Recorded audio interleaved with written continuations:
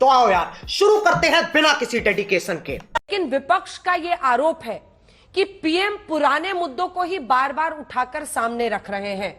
PM और सबसे बड़ी बात तो यही है कि विपक्ष का यह मानना है कि इस बार मजबूत सरकार नहीं है। आपका जवाब इस पर शाहज़ा जी?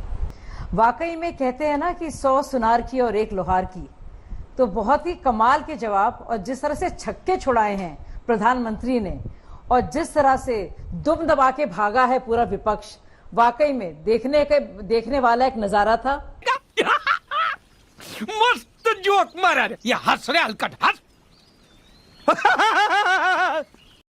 कल देखा कि लगातार जब प्रधानमंत्री बोल रहे थे और किस तरह से राहुल गांधी बाकायदा डिसरप्शन की ना सिर्फ तैयारी कर रहे थे, बल्कि लगातार जो हमने देखा अनादर संसद में विपक्ष के सांसदों द्वारा, ना सिर्फ ये, लगातार जिस तरह से चेयर का मजाक उड़ाया जा रहा था, जिस पर स्पीकर साहब पर कटाक्ष लगाए जा रहे थे, जिस तरह की भद्दी बातें कही जा रही थी, जिस तरह से एक एक करके चित्र दिखाए जा रहे थे जो नियमों का उल्लंघन है, सब चंगासी आज उनसे रहा नहीं गया। और कुछ थोड़े बहुत तो नारे लगाए, लेकिन फिर जिस तरह से छक्के उनके छूटे, दुम दबाकर उनको भागना ही पड़ा। ये क्या बात करता है यार? वाकई में जो सच की ताकत होती है ना, दिख जाता है। पैर के पांव कहते होते नहीं है, लेकिन पैर के पांव दिखे भी, चले भी, भागे भी, नाचे भी। कोई सेंस है इस बात की? जो पांव थे झूठ के, वो थम गए और एक एक करके। अच्छा, क्या रहा है इनका आरोप लगातार रंजना जी कि प्रधानमंत्री नहीं बोलते हैं सीबीडी पर, मणिपुर पे नहीं बोलते हैं, नीट पर नहीं बोलते हैं, जो भी ज्वलंत मुद्दे हैं उस पर नहीं बोलते हैं। भाई आप जो बोलते हैं वो तो झूठ होता है एक एक करके।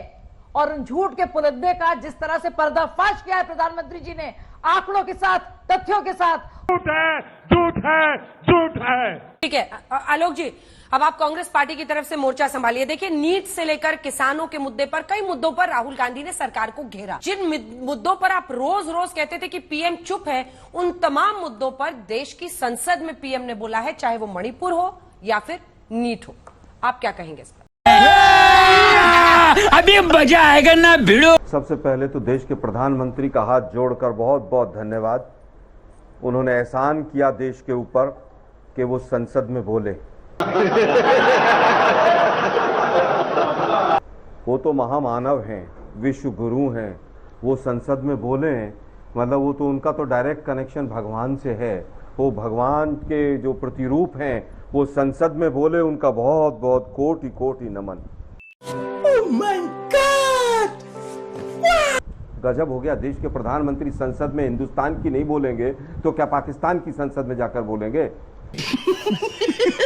इतने ज्वलंत मुद्दे हैं, देश के प्रधानमंत्री आज भी झूठ बोलने से पूरी तरह से कतराए नहीं। आज भी झूठ पे झूठ, झूठ पे झूठ। और कल जिस तरह से लोकसभा में निर्लज्जता का परिचय दिया, वो पूरे देश ने देखा।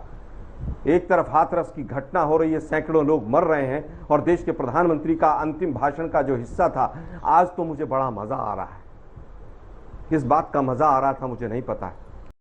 बात तो सही है। 2.5 घंटे आप विपक्ष को कोसते हैं, मिमिक्री करते हैं, किसी सांसद को बालक बुद्धि बोलते हैं, किसी के लिए अपशब्द बोलते हैं, किसी को निर्लज्जता के साथ जिस तरह की शब्दावली का इस्तेमाल हुआ, आप शोले फिल्म और पता नहीं कौन कौन से एग्जाम्पल देकर आप देश के प्रधानमंत्री हैं। चुनाव समाप्त हो गया है, आपकी वो मंगलसूत्र और मुजरा की भाषा देश ने अस्वीकार कर दी है। अरे बाप रे, ये तो धोती खोल रहा है। यह हत्याई हुई सरकार है मोदी साहब आपकी, और कोई धारवार नहीं बची है अब उनकी मोदी जी के भाषण में। आप सोशल मीडिया, यूट्यूब और तमाम आंकड़ों को देख लीजिए, तमाम सांसदों को 10-10 गुना ज्यादा सुना है देश की जनता ने। मोदी जी के झूठ को अब कोई नहीं सुनना चाहता है। क्या बात है सर, क्या बात है सर, क्या बात, ये बात है। उन्होंने सबसे पहले झूठ बोला कि मणिपुर में शांति आ गई है। अरे पिछले 1 महीने के अंदर 1 दर्जन से ज्यादा हत्याएं हुई हैं, फिर कैसे शांति आ गई है? मणिपुर में मोदी साहब, अगर आपको थोड़ी सी भी लज्जा आती तो आप कम से कम एक बार मणिपुर की जनता के बीच में जाकर कहते कि शांति की अपील करने आया हूं हाथ जोड़कर। मणिपुर के भाइयों बहनों, मैं भी आपका रखवाला हूं, मैं आपका ख्याल रखूंगा, आप आपस में मत लड़िए। लेकिन दुर्भाग्य, विश्व गुरु ने एक बार भी शांति की अपील तक करना जिम्मेदारी नहीं समझी है। कुछ शर्म आया है तुम चुल्लू भर पानी में जाके डूब के मर जाओ। आज कहते हैं 11,000 FIR कर दी हैं। अरे मोदी साहब, 11,000 से अगर FIR करने से शांति आती हो तो 11,000 और कर दीजिए, लेकिन FIR करने से कभी देश में शांति नहीं आती है। FIR हमेशा से नकारात्मकता भी साथ लेकर आती है। आपने कहा कि पेपर लीक पर बोल दिया मोदी जी ने। अरे भाई, आपके पिट्ठू वहां पर NTA के चेयरमैन बैठे हैं, उनको हटाइए।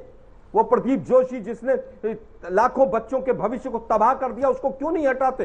पूरी सरकार एक प्रदीप जोशी के सामने घुटने टेक कर बैठी है, और वो इसलिए नहीं हटाते क्योंकि बीजेपी और RSS के बच्चों को निर्लज्जता के साथ उसने एडमिशन दिलवाए होंगे, उसने नौकरियां दिलवाई होंगी, और वो इनको ब्लैकमेल करता होगा कि अगर तुमने मुझे टच भी किया तो मैं तुम्हारी पोल पट्टी खोल दूंगा।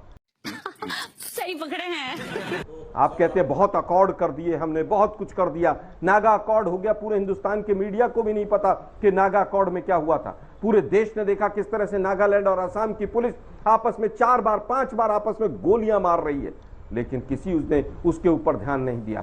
शर्म करो शर्म। 2017 में SSC का एग्जाम जिस तरह से 0 ईयर हुआ था, और SSC के बाहर लोधी कॉलोनी में हजारों बच्चे बिहार और यूपी के आकर और तमाम परीक्षार्थी बैठे थे, आज तक कोई एक्शन नहीं हुआ है। आप कहते हैं कोई नहीं बचेगा, किसी को नहीं छोड़ा जाएगा। गजब बेइज्जती है। आप बताइए 10 साल में भ्रष्टाचार पर क्या कार्रवाई की? जितने भ्रष्टाचारी थे वॉशिंग मशीन में आपने भिगो कर अपने यहां पर मिला लिए। MSP पर 2 साल हो गए कमेटी बने, क्या हुआ? एक मीटिंग तक नहीं हुई। MSP की कानूनी गारंटी की बात थी। मैं समझता हूं कि अब मोदी जी के भाषण को, झूठ को, वही घिसा पीटा टेप रिकॉर्डर, वही बौखलाहट उनके चेहरे से नजर आ रही है। जिस तरह से आप देखिए, डरिए मत और भागिए मत। वाह दीदी, वाह दीदी, नहीं दीदी, वाह दीदी, दीदी, दीदी, दीदी,